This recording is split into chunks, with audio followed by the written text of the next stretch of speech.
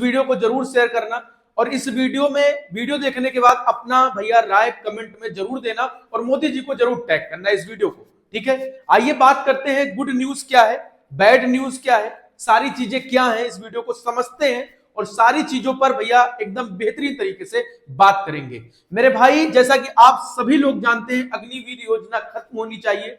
ठीक है, खत्म होनी चाहिए, आप लोग चाहिए में हो, अभी खत्म नहीं हुई।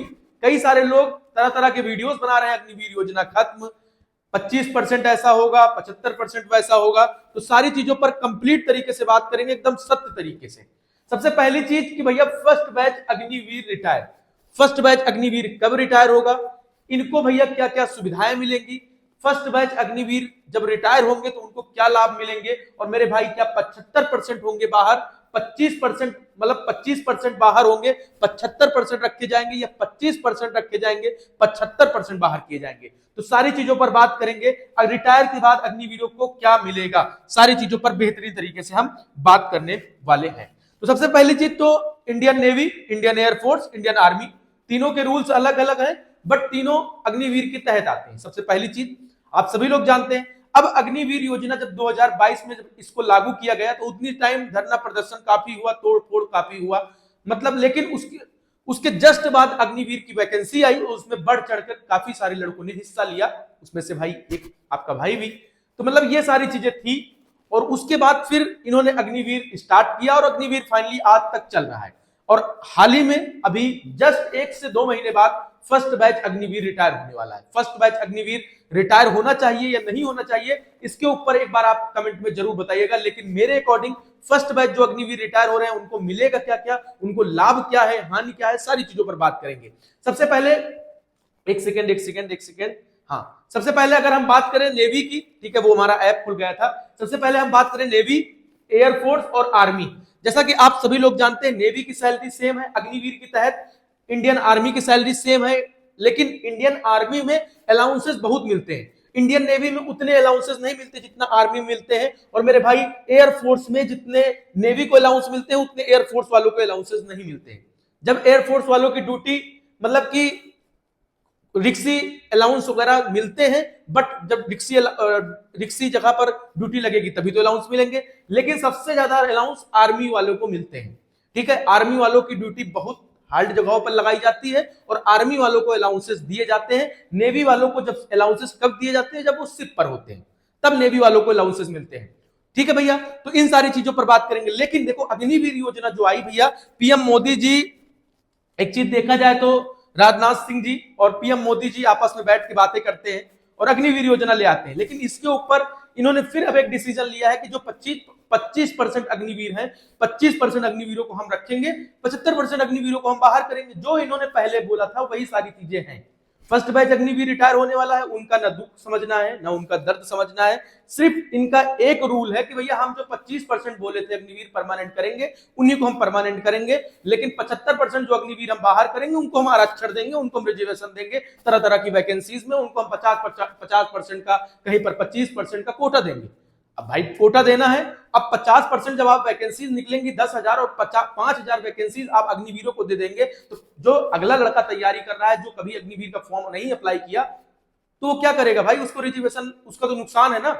अब अग्निवीरों के लिए आप ये कर रहे हैं, बहुत अच्छी चीज है, लेकिन अग्निवीर को आप निकाल ही क्यों रहे हैं? जब आपको नौकरी ही देनी है स्थायी, तो परमानेंट करिए ना। अब कई सारे भाइयों के एक डाउट आएंगे, भैया जी यार जब ये लोग निकलेंगे नहीं तो हम लोगों की वैकेंसीज नहीं आएंगी, तो हम लोग भर्ती कैसे होंगे? मेरे भाई सेम सिचुएशन आप अपने ऊपर लेकर देखो कि 4 साल आपके पूरे हो चुके और आप निकलने वाले हैं, आपके ऊपर क्या बीतेगी। कई सारे जवान हैं जो अपनी इच्छा के अनुसार वो नौकरी छोड़ेंगे, उनका तो चलो ठीक है कि भाई वो नौकरी छोड़े, लेकिन अगर कोई कैंडिडेट आगे कंटिन्यू करना चाहता है तो वो कंटिन्यू करे, ऐसा होना चाहिए सरकार का नियम। ये सारी चीजें होनी चाहिए, लेकिन ये सारी चीजें नहीं हो रही है भैया। जो इन्होंने बोला, राजनाथ सिंह जी ने बोला कि हम 25% अग्निवीरों को रखेंगे और 75% अग्निवीरों को हम बाहर कर देंगे, तो सेम सारी चीजें हैं, मोदी जी भी उसको सुने और सारी चीजें यही है भैया। ठीक है, तो चाहे आप आर्मी में हो, चाहे आप नेवी में हो, चाहे आप एयरफोर्स में हो, ठीक है, तो ये सारी चीजें हैं। तो जितने भी भाई लोग हैं इस वीडियो को जरा जरा शेयर करना, क्योंकि फर्स्ट बैच अग्निवीर रिटायर होने वाला है, first batch army, air force, navy, first batch Agniveer retire होने वाला है। लेकिन उन अग्निवीरों का दर्द कौन सुनेगा जो भैया घर का इकलौता सहारा है, जिनके पैसों से घर वालों को उम्मीदें हैं। अब वो 4 साल हो चुके हैं, ना वो अपना घर बना पाए हैं, ना वो अपनी लाइफ में कोई सेविंग कर पाए हैं, ना कुछ कर पाए हैं। मेरे भाई, उनको नौकरी से निकाला जाएगा। फर्स्ट बैच अग्निवीर रिटायर होगा तो वो भी नौकरी से निकलेंगे। अब अस्थाई नौकरी ही देना है तो आप अग्निवीर में ही परमानेंट क्यों नहीं कर देते मोदी जी, राजनाथ सिंह जी? ठीक है, तो ये सारी चीजें हैं। अब कई सारे लोगों को लगेगा देखो भैया, जिसके घर में इकलौता सहारा वही है और वो अग्निवीर में है, उसको बड़ी दिक्कतें हैं। अब वो बाहर निकलेगा, फिर वैकेंसीज आएंगी, फिर उसमें उसका सिलेक्शन फिर से होगा। ये सारी चीजें होंगी, अच्छी चीजें हैं, बट निकालना ही क्यों? वो भाई, एक अग्निवीर का दर्द एक अग्निवीर से ज्यादा कोई नहीं समझ सकता। अब इसमें आप लोग अगर मेरी बात से सहमत है तो आप मान सकते हैं, और नहीं सहमत है तो आप कमेंट में गाली दे सकते हो, बट एक अग्निवीर से उसका दर्द सुनो तब समझ में आता है। तो जितने भी भाई लोग हैं, इस वीडियो को शेयर करना और अपने दोस्तों को जरूर बताना भैया कि जितने भी भाई लोग हैं, अब आने वाले समय में अग्निवीर बनना आपके लिए सबसे जरूरी होगा। अग्निवीर ही बनोगे तभी जाके आप आगे की नौकरियां देख सकोगे। अग्निवीर बनोगे तभी जाके आपका आगे की प्रक्रिया हो पाएंगी, क्योंकि 75% अग्निवीर रिटायर करेंगे। ये 75% अग्निवीर सीधा किसी अदर वैकेंसीज में जाएंगे, फिर वहां पर वैकेंसीज कम होंगी, और फिर जब वैकेंसीज कम होंगी तब फिर आप लोगों के पास एक ही रास्ता बचेगा कि अग्निवीर के थ्रू आप लोग इधर आइए और अग्निवीर 4 साल करिए, उसके बाद फिर आप एंट्री कीजिए। तो ये सारी चीजें होने वाली है। देखो, अग्निवीर रिटायर होंगे तो उनको कोई पेंशन नहीं दी जाएगी।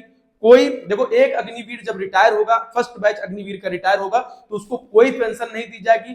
कोई उसको सैन्य सम्मान, मतलब कि सैन्य सम्मान का मतलब ये हुआ जैसे कोई अग्निवीर शहीद हो जाता है ड्यूटी के दौरान, काफी अग्निवीर शहीद हुए, उनको भैया सैन्य सम्मान नहीं मिला जो एक परमानेंट जवान को मिलना चाहिए। तो ना तो इनको भैया मेडिकल की सुविधाएं मिलेंगी, मतलब कि अग्निवीर रिटायर होने के बाद वो फाइनली पूरी तरह से बेरोजगार हो जाएगा, पूरी तरह से।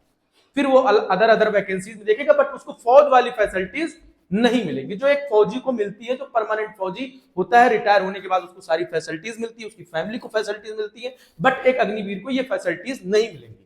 तो जितने भी भाई लोग हैं, आपको भाई देखो, फौज देश सेवा सर्वोपरि होती है, देश सेवा सर्वोपरि, लेकिन देश के साथ आप देश सेवा करने जा रहे हो, लेकिन आपके साथ कोई दिमाग लगाए आप लोगों के साथ, तो वो चीजें गलत है। बाकी आप लोग कमेंट में बताइए अपनी राय।